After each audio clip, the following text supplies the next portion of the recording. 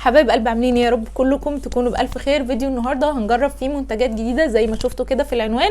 واللوك بتاع العين او رسمه العين دي من بلد سعرها 50 جنيه. عسل قوي.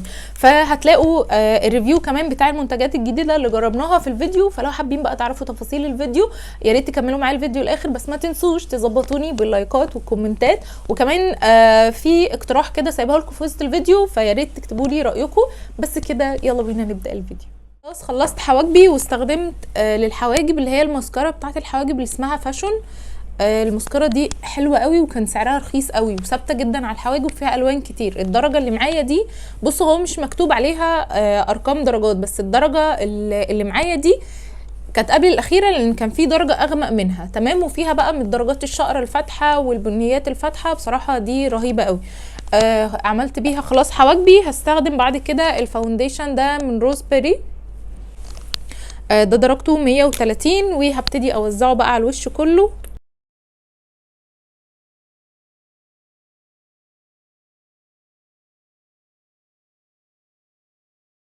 بصوا لما الفاونديشن اندمج بقى عامل ازاي. الفاونديشن ده حلو جدا جدا، تغطيته متوسطه، مناسب اكتر للبشرات العاديه والجافه، لكن مش مناسب للبشرات الدهنيه لان هو سيكه فيه تزييته كده. المهم هنيجي دلوقتي للكونتور الكريمي. هستخدم الباليت دي من ستار، دي اول مره هنجربها مع بعض. دي رقمها 2. بصوا دي الالوان بتاعتها من جوه. انا هستخدم للكونتور الدرجه دي، فيها درجه زي اورنج، الدرجه دي تكنسلوا بيها هالات، تقدروا تستخدموها كمان كبلاشر كريمي. في درجه شويه حمصي كده. الدرجتين دول مش هيبقوا مناسبين شويه، دي ودي مش هيبقوا مناسبين شويه ككونسيلر. ممكن تستخدموهم كفاونديشن لو انتوا بشرات عاديه يعني مش دهنيه. الدرجه اللي في النص دي هتبقى مناسبه ككونسيلر، بس انا النهارده هستخدم كونسيلر جديد فهاخد بس الدرجه دي ككونتور، وممكن اخد الدرجه اللي فوقيها بلاشر كريمي. بصوا هي الدرجه ما طلعتش غامقه قوي زي ما انا كنت متخيله يعني. بصوا الدرجه هنا عامله ازاي وعلى وشي عامله ازاي. فالباليت دي مش هتبقى مناسبه للبنات اللي اغمق مني، درجه الكونتور مش هتبقى باينه عليهم.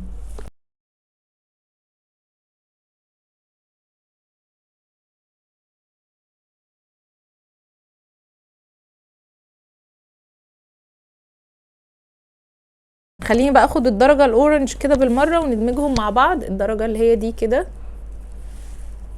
هو كريمي قوي زبده بس خفيف. ابص حاطه الدرجه الاورنج برضو تبان هنا تقيله شويه، بس على الوش خفيفه، بس ما فيش مشكله.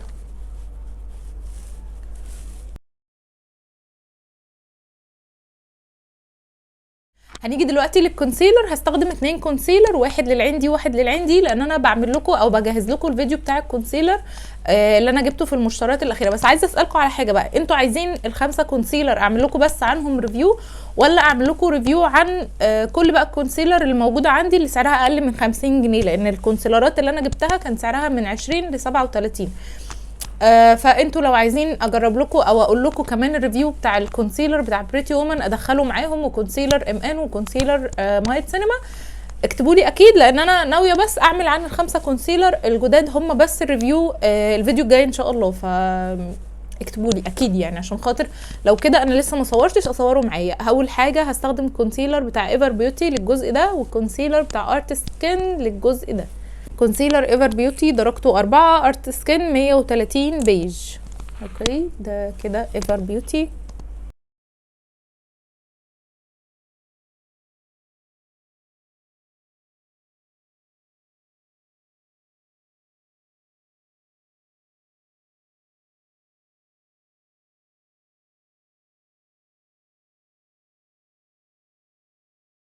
هو في فرق طبعا في الدرجات زي ما انتم شايفين، بس عادي عادي احنا بنجرب.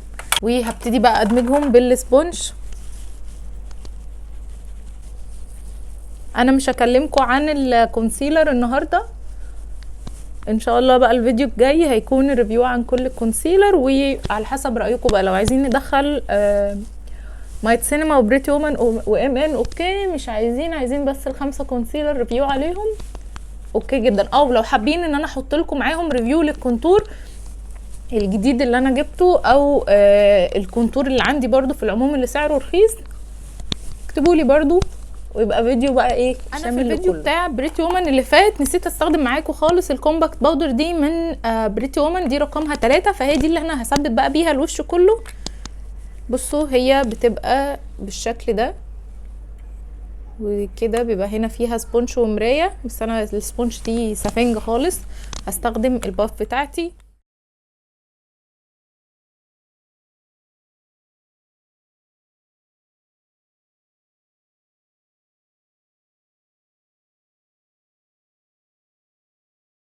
هستخدم بعد كده الكونتور الباودر ده من ميني ستار، ده درجته 4، وهعمل بقى كونتور للوش كله. غالبا هستخدم الدرجة دي، وهستخدم البلاشر من كيس بيوتي ده رقمه 2.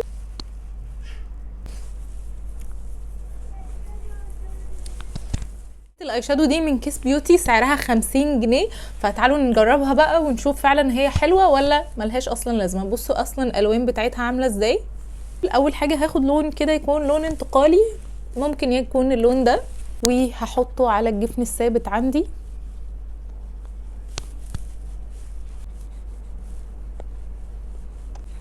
ومن نفس اللون هحطه كده تحت العين. صغرت الفرشة شوية، وهاخد الدرجة البني الغامقة دي وهبتدي اركزها كده في اخر العين.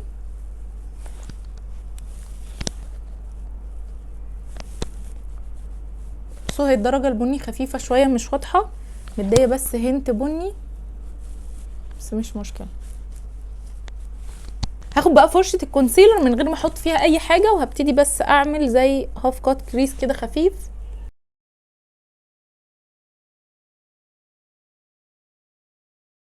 هاخد فرشة كده تكون مبططة عشان نحط بقى الالوان الشمر. مش عارفة ابتدي بايه. هاخد اول حاجة اللون ده بالفرشة كده،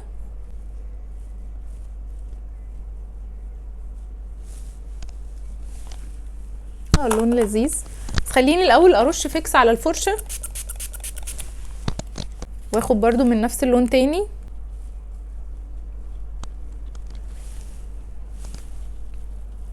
هغمق اللون شوية، وهاخد الدرجة دي كده وهحطها هنا. بالايد اوضح بكتير. هرجع بالفرشة الكبيرة وهاخد درجة البني دي. هي لو درجة البني دي كانت غامقة شوية كانت خلاص، كانت الدنيا ظبطت خالص. وهبتدي بقى اغمق الاطراف كده.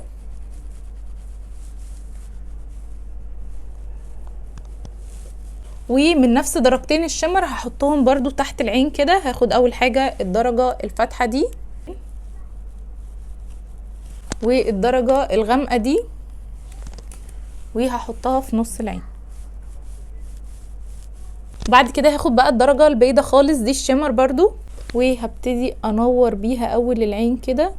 بصوا انا حطيت بس كحل اسود. هنيجي دلوقتي للماسكارا دي بتاعت ام كتير منكم سألني عليها اذا كانت حلوه او لا، فخلينا نجربها مع بعض. بصوا ده كده شكل الفرشه بتاعتها من جوه. هي الماسكارا دي مش ووتر بروف خالص، انا جربتها قبل كده تمام. الباكج بتاعها حلو جدا جدا، وده شكل الفرشه زي ما وريتلكوا.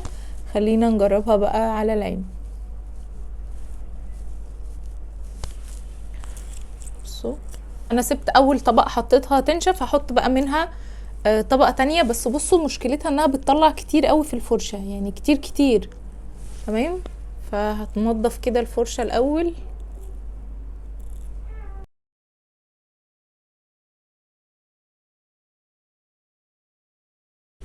اوكي ده شكل العين كده بعد الطبقه التانية. يعني بصوا هنا دي الطبقه الاولى ودي الطبقه التانية.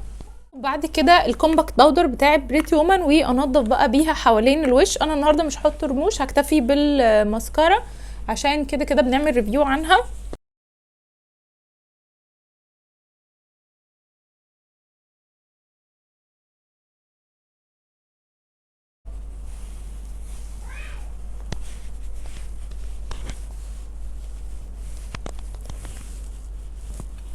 وعشان اخفف شكل الباودر ده هستخدم السيتنج سبراي ده من بريتي وومن.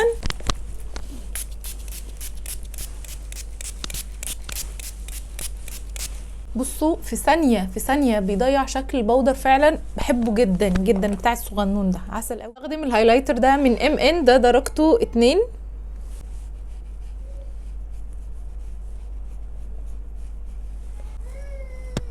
هنجرب مع بعض دلوقتي الليب كلوز ده من مايت سينما، ده درجته 202.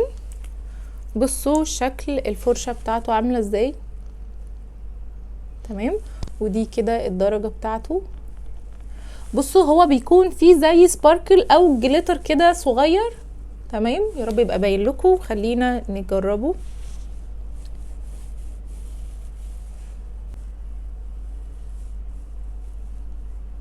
وده شكل الجلوس لما احنا حطيناه. خليني اقول لكم ريفيو كده عن الجلوس ده. الجلوس ده زي ما قلت لكم قبل كده في فيديو المشتريات تقريبا كان ب 35 او 40 جنيه. الفكره بتاعته ان هو فيه زي جليتر. بصوا يا رب يبقى باين. لما الجلوس نفسه هو طبعا ما فيهوش اي ثبات، ما فيش ثبات نهائي، بس لما اللمعه دي بتروح لوحدها تقريبا بعد ساعه او حاجه، اللمعه اللي احنا شايفينها على الشفايف دي اصلا بتروح لوحدها، بيفضل بس السباركل او الجليتر الصغيره اللي موجوده هنا بتفضل على الشفايف، وكمان بتنطور فوق الشفايف. فانا بالنسبه لي ما حبيتهاش. هو لمعته حلوه، وهو لسه فيه لمعه، يعني الجلوس نفسه موجود والسباركل ده موجود، اوكي شكله حلو جدا. لكن لما اللمعه دي بتروح بتبقى الشفايف اكنك منطوره عليها جليتر، بتخلي الناس تبص على شفايفك يعني. فانا بالنسبه لي حاساه عادي، يعني في حاجات اكيد احسن منه وبنفس سعره. بالنسبه لباليت الاي شادو انا شايفاها لذيذه مش وحشه، يعني طلعت لنا لوك حلو. انت لو مزنوقه في الوان اللي موجوده في الباليت هتديكي اللوك ده، اوكي هاتيها. مش مزنوقه في الالوان عادي. انا بالنسبه لي كان فيها 3 درجات مات دول، لو كانوا حطوا درجه اسود جواها كان هيبقى الموضوع الطف بكتير، لان كانت هتغمق لنا اللوك ونقدر نطلع لوك واتنين. لكن بالنسبه لي قصاد سعرها بقول لكم لذيذه. الالوان الشمر اللي فيها احلى بكتير من الالوان المات، واكتر بكتير كمان زي ما انتم شايفين. لذيذه مش وحشه. هجربها تاني معاكم. بس زي ما بقول لكم انت لو عندك مناسبه وحابه الالوان دي وما بتستخدميش اي شادو او ما بتحطوهوش او كده، وحابه تستخدمي الالوان دي، هاتيها طبعا. زي ما انتم شايفين اللوك طالع عامل ازاي. غير كده لا، ممكن نزود كمان 50-100 جنيه ونجيب حاجه من بريتي وومن هتبقى احلى منها بكتير. بالنسبه للماسكارا بتاعت MN زي ما انتم شايفين كده، دي طبقتين منها، حلوه مش وحشه، لان كان سعرها برضو 35 جنيه، يعني مش رقم. بس عيبها الوحيد ان بتطلع منتج كتير قوي في الفرشه، يعني شكل الباكج حلو جدا، بس الفرشه بتاعتها لذيذه وكل حاجه، بس بتطلع منتج كتير قوي، لازم تقعدي تعملي كده، فهنا بيتلحوس على الاخر يعني. بس بالنسبه لي لذيذه مش وحشه. والافكت بتاعها حلو. لما بتغسلوا وشكوا بتهبب شويه تحت العين، بس مش انها بتفضل ثابته، يعني مجرد ما بتغسلوا عينيكم مره واتنين بشكل كويس بتبقى لذيذه وحلوه جدا معاكم. الكومباكت باودر بتاعت بريتي وومن تقريبا كانت ب 40-45 حاجه كده، حلوه جدا جدا عجبتني، تمام. ثبت بيها الوش كله ونضفت بيها الوش، وكانت لذيذه جدا جدا معايا. بالنسبه للكونتور بتاع ميني ستار الباودر، اوكي ده برده كان في حدود ال 40-45-55 حاجه كده، انا مش فاكره. هتلاقوا الاسعار كلها موجوده في فيديو المشتريات. انا اللي استخدمتها الدرجه دي بس، والباليت دي المفروض انها تكون اغمق واحده في الباليتات بتاعت ميني ستار الباودر، هتبقى مناسبه بس للبنات اللي لوني وافتح. البنات اللي اغمق مني مش هتبقى مناسبه، لان الكونتور فيها خفيف قوي خفيف قوي، تمام. بالنسبه برضو للكونتور الكريمي بتاع ميني ستار نفس الفكره، الكونتور كريمي جدا، الالوان اللي فيه حلوه جدا. دي درجتها 2 برضو كان في حدود ال 40-45-50 حاجه كده. الدرجات الكونتور او الدرجه الوحيده الكونتور اللي فيها برضو محتاجه بنات يا لوني يا اغمق، بس انا عن نفسي بحب درجات الكونتور الغامقه، يعني بحب احط كونتور يبقى باين، فبالنسبه لي الدرجه دي فاتحه. يعني انت لو بتحبي الكونتور التقيل ولوني الموضوع هيبقى مش حلو. برضو دي كانت درجه غامقه في ميني ستار بس كده، لكن كدمج في الكونتور حلو قوي. الدرجه دي استخدمتها كبلاشر برضو لذيذه مش وحشه، بس انا كنت محتاجه درجات تكون اغمق من كده. بالنسبه بقى للريفيو بتاع الكونسيلر، ضروري تكتبوا لي ان انتوا عايزين بس ال5 كونسيلر الجداد اللي انا جبتهم، ولا ان احنا اعمل لكم ادخل لكم معاهم الكونسيلر الثانيه اللي موجوده عندي وبرده سعرها اقل من 50 جنيه. بس كده ده فيديو النهارده، اتمنى يكون عجبكم. لو عجبكم الفيديو ما تنسوش لايك الفيديو، كمان تشتركوا في القناه لو لسه ما اشتركتوش. اشوفكم فيديو جديد، باي.